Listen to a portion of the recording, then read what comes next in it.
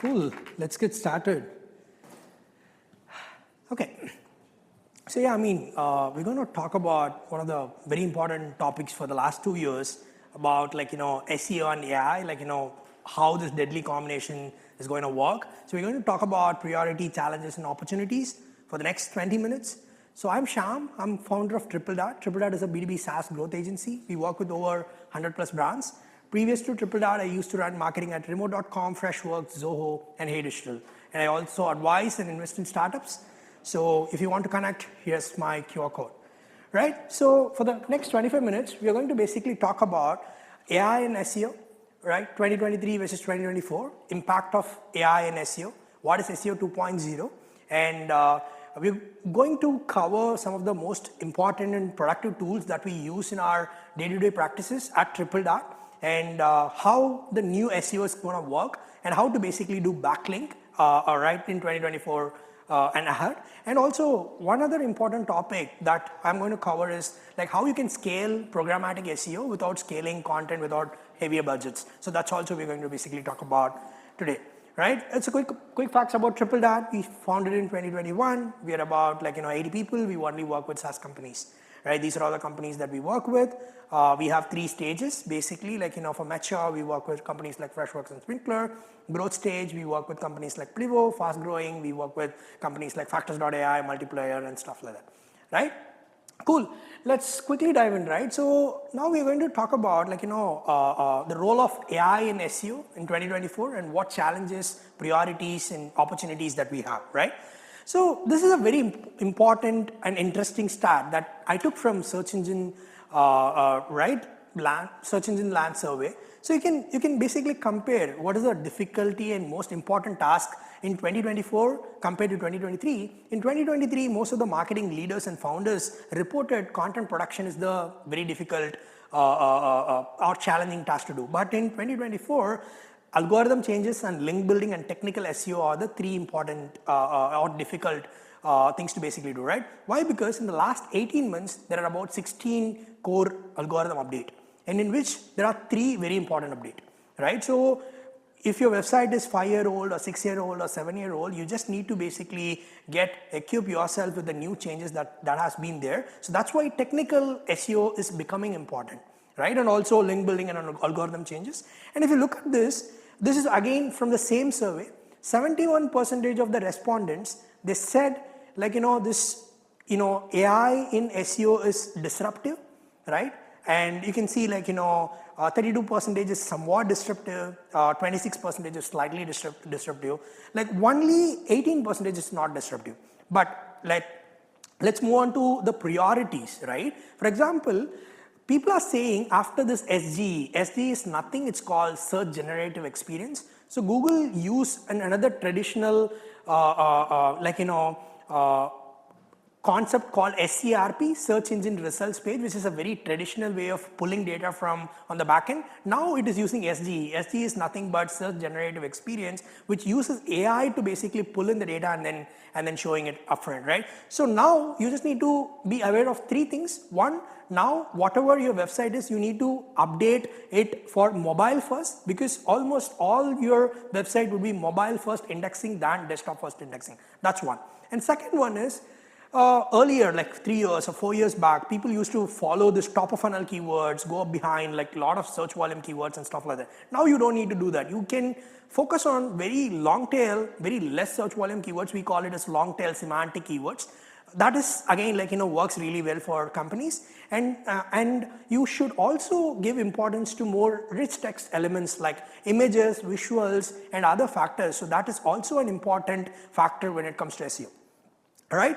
And if you look at this is a very important fact, right? 83% of the respondents said it is positively impacted. There is no negative impact about this SEO, about this AI algorithm update within SEO. So, we can still be confident about whatever the changes that we are making that will impact us in a good way, right?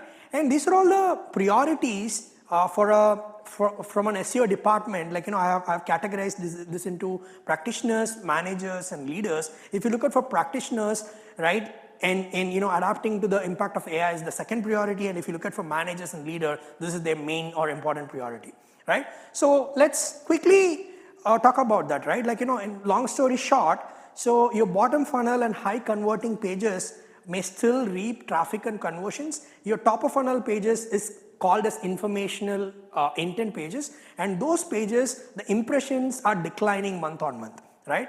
Now, the second point is you need to give more importance to your brand and your brand reputation. So don't spam your brand with a lot of multiple domains for sending emails and stuff like that. Now your brand reputation is very important, and focusing on improving a brand reputation is the core important.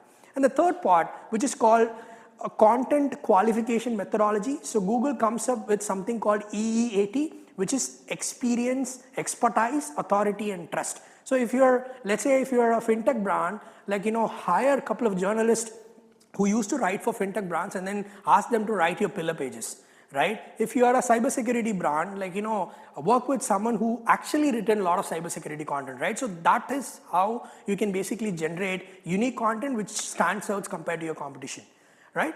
Now, what is SEO 2.0, right? It's very simple. You can use AI, you can use workflows, you can use automations to do like a 10 checklist. So first, you can leverage AI to create high quality content ideas, not the content. You shouldn't use AI to create content that will penalize or that will impact in a wrong way. So you can use AI to find ideas. Second, there are a lot of experimentation tools right now, so that will guide you whether a particular SEO experiment is going on the right track or not. Third, programmatic, that we are going to cover. And fourth, right now you don't need to basically spend time on building calculators, tools and stuff like that. So there are a lot of linkable asset creation tool like Replit, Copilot, where you can use to build mini tools for your website, right? And finally, you can use an AI agent to track what is happening within your website. It's more like a virtual assistant that sits within your website that will notify if there is some problem. It's more like a system monitoring, but it will update you if there is any problem that's happened within your website. So I'll talk about that as well, right? And the other part would be it's not just AI. So it's also, there are a lot of workflows you can use in the SEO world. You can use Makeup, Zapier, and you can use ChatGPT-4 to basically create all those different variations, right? So in short, with this SEO 2.0, you can 10x your results with half of the investment and 2x more productive, right? Now let's talk about how you can be more productive and how you can basically generate this 10x results and stuff like that, right? So yeah, this is an important part, right? These are all very, I would say, rare tools in the SEO world that not many leaders in marketing, founders know of. So first, this tool, it's called completely.ai. Right? So, if you're founders or marketing leader, there is something called battle cards. You have to compare your product or your solution with another company. So it will take about roughly 2 days to create this battle cards, right? So now with completely.ai, you just need to add who's your competitor, and this particular completely.ai will give you a 10-pager battle card comparing almost all possible information available on the internet. So it will completely saves 1 day minimum, right? Now let's go to the second tool, which is a lot of founders here, you want to know how is your personas have been searching, but you're not good at SEO, right? But you know what is your product is doing and stuff like that. You can write in this tool called SEO.ai saying that my product is a fintech solution selling for SMB, and what kind of keywords that probably fit into my top funnel. If you ask this question, this tool will give you the set of keywords.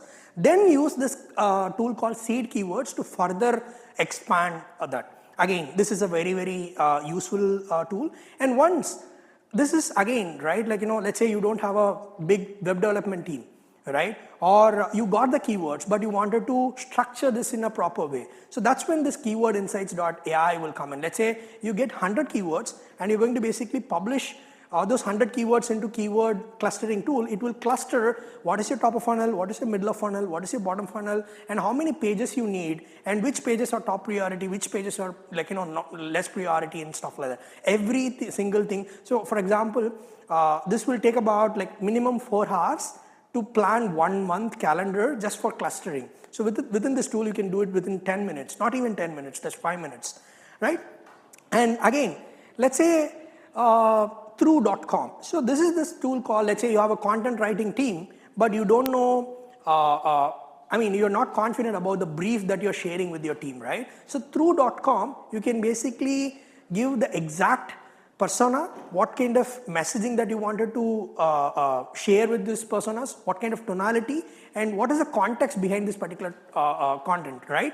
And this through.com will basically give you a very detailed a brief, and that can be shared with your writers. So again, very useful tool. And this one, right? So AI inner linking, so which is a very, very time consuming task. Let's say your website has 1,000 pages. Each page will probably have around 15 to 20 links, right? 15 to 20 links into 1,000. So, you calculate, right? So it's a very, very manual, repetitive task. So there is this tool called Junia, in which there is an AI inner linking capability. You just need to add the URL of your website, and then that will scrape almost all possible inner link for your page. Again, one of my favorite. Hopefully this tool most of you know, which is called Surfer SEO, right? What this tool will do is, this will grade your content, right? Let's say you're writing a new content and you don't know exactly what others have written and why their content is ranking better than your content, right? So what this will do is, it will guide the writer. So you can see on the right side, there is a 90 out of 100 score, which means, and below that, you will see an average of 83 and top 88. What it means is, the number one link that is ranking for this keyword, they have 88 score, and the average of the first 10 rank, so that is having 83. So the goal for our content writers to basically cross that 88 mark, right? So that's why Surfer is inevitable tool for TripleDart. Internally we use for all our clients, right? So there is other tools like ClearScope, Fraser and stuff like that, but Surfer is one of the best tools. And here it's a one-stop SEO extension, right? You don't need to basically have bunch of extension within your Chrome web store. You just need to download this detail.com. It has 8 tabs, actually 7 tabs, sorry, which gives you a complete picture about your website, and you can look at it, look this whenever you want to basically identify what kind of changes that you wanted to make, right? And finally, SEO is also moving towards audience-led, right? So we use SparkTaro and we use audience.com to find the demographic, technographic signals about different companies, and this will help you identify, okay, a company A visits Freshworks.com, and after that, in about 2 minutes, they're visiting Zendesk.com, right? So that kind of an information you can easily get from SparkTaro. From audience, you can basically find the where your personas have been hanging out. Let's say a CFO for a 100 million company versus a CFO for a 50 million company. There is a bigger difference in terms of where they hang out, what content they read and stuff like that. So you can use audience for that to basically identify what they're doing and stuff like that. And finally, let's say you don't want to go with an agency, you don't have a big budget, but you want to run an SEO. This is called this Auto SEO. It's an AI agent. You just need to add the JavaScript on the website, right? And it will do almost all the work, right? So, but I don't prefer using this, but if you're an early stage founders, marketing leaders, you can use that. But I advise to go with a consultant or an in-house team, but this is for a much cheaper and much better. Okay, now let's talk about new SEO versus old SEO, which is very interesting, at least for me. You can see here, so there are 23 types of SEO content. Towards the left, you will see these are all content that just drives traffic. Towards the right, you see content that drives conversions. So whenever you look at SEO, you should basically classify your SEO strategy into 2 types. One, there are about 100 to 150 keywords, which we call internally as money keywords or money pages that drives business, right? And for any company that you take, the ceiling would be around 200 keywords, right? And each keyword will basically have around 500 to 1000 search volume. So 20,000 volume would be more than enough to drive close to 1000 signups or 1500 signups, a very good signups a month or demos a month, right? But on the left side, these are all very traffic generating keywords, which is very good for all your visibility content, right? So I have classified this into traffic focused, conversion focused, difficulty versus easy. So you can, I mean, like for example, your list, your FAQs, your step-by-step guides, your interviews, that creates more traffic, and towards your right, like, how-to guides, landing pages, product pages, that creates more conversions. All right, now, outdated SEOs, people will start doing keyword research, then they do topic research, then they write content, right? Now you should do the other way around. You should first identify like what's the pain points of the personas that you deal with, then create topics that you think of which is very like relevant to your audience, then do keyword research. So that's what we call it, right? Like for example, then do a funnel saying that which are all your unaware content, which are all your problem aware content, which are all your solution aware content, and start with product aware, then go to solution aware, then go to problem aware, then finally go to unaware. So this is a like 3-step easy process, right? Learn pain points, think of topic ideas, and find keywords. So we use internally at TripleDart, we use this framework called job to be done framework. So which is, we pick a persona, right? And we pick the core job of that persona, and we also pick the related job of that persona.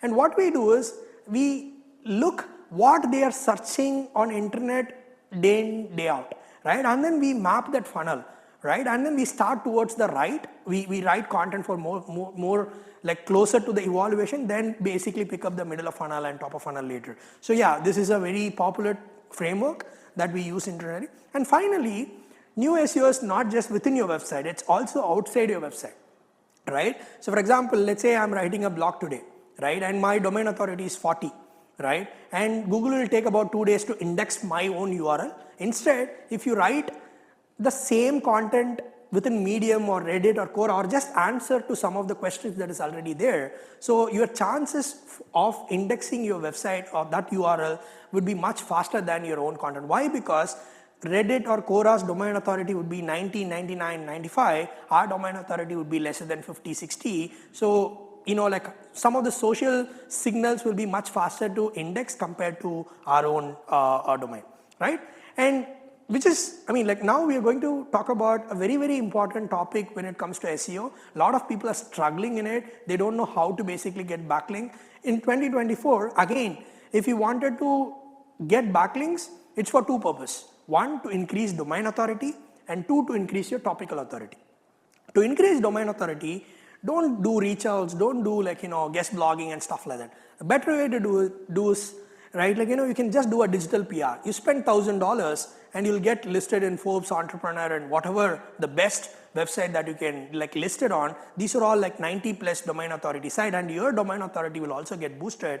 But to get topical authority, that's when, like for example, you need to basically get ranked for. So what I mean by domain authority and topical authority is a specific topic that you wanted to like, acquire links for, right? What I'm going to talk about is to get topical authority. Again, like, there is a way in which you can get it. So the best way is to basically build free tools, right? So I'll these are all some of the examples. You can build a freelance rate calculator, you can build a project timeline estimator, you can build a project budget estimator and stuff like that. I'll show you a couple of examples. So this is one of our client. We built this ESOP pool size calculator, and this got indexed 2.5 months back, and we got 30 free backlinks. Right? There are a lot of newsletters have been like, reported this, and also there are a couple of other websites have been like, given this. These are all like, very big this thing. And towards the right, so we work with this company who's a social media management portal, right? We have created like 10 free tools like that. And you can look at like, we got around 160 free backlinks in about 2.5-3 months, right? So again, that's a easy way to drive backlinks. And finally, we are going to end the session with the programmatic SEO and B2B SaaS. So programmatic SEO is nothing but publishing more than 100 pages in a very short time, right? How you can do this? So it's very simple, right? You need like an optimized page template. You need a database of all the information. You need super like long tail keywords. So it's 1 into 2 into 3. That's it, right? How we are going to do that, right? So there are 3 myths in the programmatic world. One is programmatic SEO spam, because you're going to repeat the content, right? So the search engine will might look, okay, this is a duplicate content. It's not right. You can see the difference, right? Towards the left, you can see a very generic answer for a topic, and towards the right, you can see like, for every delta, what is the miles worth, right? So the right will have more context according to Google compared to the left. Second, programmatic SEO only works with AI. Completely wrong, right? AI will only give flexibility, right? I'll talk about even before this AI thing comes, we work with Manage Engine. We basically created thousands of pages back in 2012, right? So I'll talk about that later. But yeah, third thing, programmatic content does not convert, which is partially true if you create programmatic SEO without having that relevancy or context. But for few companies, it works really well. That also we are going to talk about. Cool. So these are all some examples, but yeah, if you want to understand whether PSEO is right for you, there are three things. First, you need to put little bit upfront, investment and time is needed, but not always just one time, right? And second, your current SEO strategy. Your brand should be little bit matured brand. And third, you should be selling some very big TAM. That's it. These are all the three prerequisites for PSEO.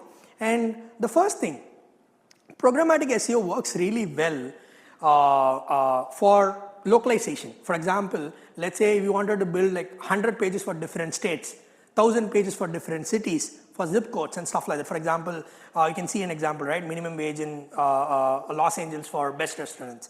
And it works for job to be done. JTBD is job to be done. Use a particular tool for a particular task. Third, it works for different industries. And also comparisons, right? I don't know if you've attended this demo-led SEO session. So Storyline used to basically build all comparison using their programmatic way of doing SEO only, right? And for niche, it's based on metrics and brands. So once you get to the keywords, then you're going to SEMrush and find all the existing keywords. Then what are you going to do is you need to identify, let's say if you hit a particular traffic, how much revenue or pipeline that you get. So for that, let me quickly show that in later. But just for PSEO, you just need these three things: page content, content database, and AI prompts. This is how a page template would look like. So if you look at the blue color content blocks, all these are dynamic. If you look at welcome to what industry and for what job title, and if you look at the second content block, top 3% of job title, and third content block, different keyword and stuff like that. Once this is done, then again, this is a little bit tricky. I would give you an automated way so you can use that for building better this thing, right?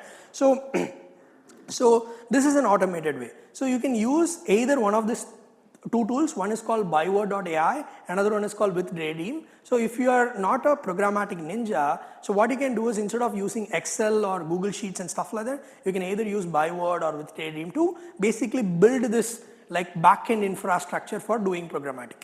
That's it, right? So as I told you, you just need to find keyword patterns. You just need to basically build page template, set up database, build AI prompts, and publish. So this is a tool that we have built. Right, so you can, if you can just, scan this, it will take you to a Google Sheet, and in that, whatever I've discussed so far would be explained in a, step-by-step manner, right?